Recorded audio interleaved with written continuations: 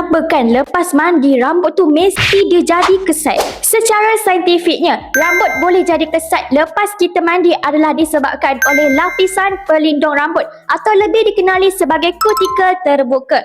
So, apabila air campur pula dengan shampoo, terutama yang cleansing dia kuat, minyak semula jadi dekat rambut kita boleh hilang tau. Bila kutikel rambut korang terbuka, rambut korang dia akan kehilangan kelembapan. Lepas tu permukaan rambut korang dia jadi kasar and rambut korang jadi kusut dan susah sangat nak sikat.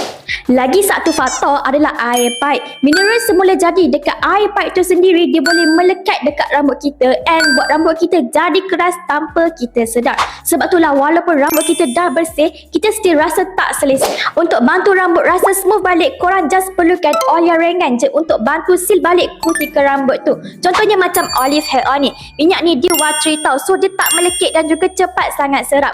Korang just sapu ringan je pada rambut korang, tapi pastikan rambut korang separuh kering ataupun betul-betul kering. Jadi kalau korang selalu alami rambut rasa kesat, inilah dia olive hair oil. Cuba sekarang dan rasai sendiri perbezaannya.